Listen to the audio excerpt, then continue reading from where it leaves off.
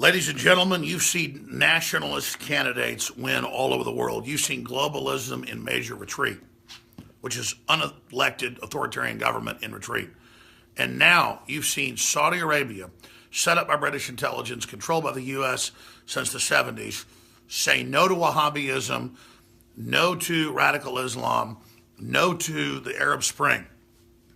And you've seen the top princes that called for Trump to be thrown from office, who called for Trump to be arrested, well, they've died in helicopter explosions or been shot at their homes or are now in house arrest. And I'm not endorsing any of that. But if you live by the sword, you die by the sword. And you've had the Clintons and the Bushes and the trillions in Saudi Arabian money for decades making deals for the Arab Spring in Europe, you name it. And Trump has come out and said, you can have your own countries, have your own culture. But Islam's not taking over the West. And you're not going to sit there and leverage out and take control of our governments. If you want to invest in the stock market, be part of the free market, you can. But if you think you're going to overthrow our country or overthrow Europe, you're wrong. And the King of Saudi Arabia instantly responded because they've learned from our sources, and it's now in the news. We told you this 2 days ago when it first broke with Roger Stone, that elements of the Saudi Arabian government had allied themselves with Iran and the globalists and others. So here are the latest tweets.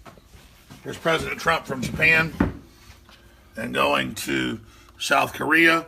Some of those they are harshly treating have been milking their country for years. I have great confidence in King Salman and the Crown Prince of Saudi Arabia. They know exactly what they're doing. So that's all going on. That's all unfolding. But you don't think he went to Saudi Arabia first as his first foreign trip 6-7 months ago was a game, and the whole orb and the media making the joke. He understands that the globalists set up Saudi Arabia, then have used that wealth against the wealth of the West. No more are we going to set up countries and have them work against us.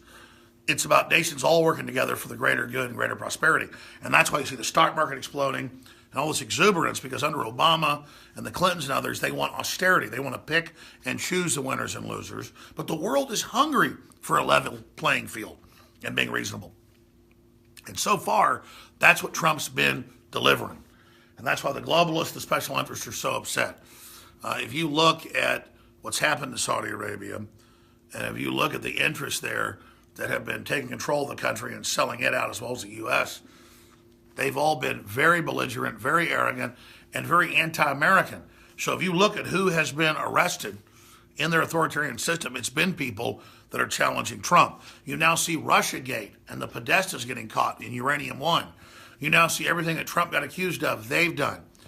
And then desperation, we said a video earlier where Congress is calling for InfoWars to be shut down because they want you to be shut down. They don't want a vocal point.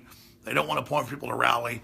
They just want to fund shooters to attack churches and country music venues and intimidate us into submission because they themselves are cowards and imagine that this type of activity would make us give up instead of making us that much more angry and awake. I'm not perfect. You're not perfect. Trump's not perfect. But we're not out to create tyranny. We're not out to bankrupt free market. We believe in freedom and open, true societies. We oppose George Soros and his counterfeit of that. So that's the bottom line on what happened in Vegas, had major connections to Saudi Arabia and the very princes that have been arrested.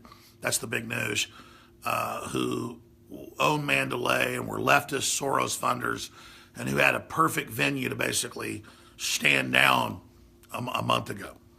And the word was Trump was going to strike back against this. The fact that criminals in our own deep state were using deep state connections above ISIS and Al-Qaeda inside the Saudi government to carry out events like this to embarrass Trump and embarrass our economy and try to shut us down, as we reported in the last few weeks.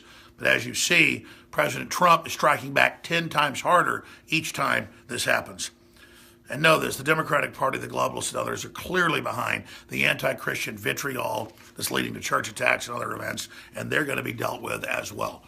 Hey, they start the fight, we finish it. This is the return of the Republic. This is the awakening of humanity. This is the InfoWar. I'm Alex Jones. If you're watching this transmission, ladies and gentlemen, the sleeping giant is on its feet again. It's awake, and we're all part of it. This is history happening right now.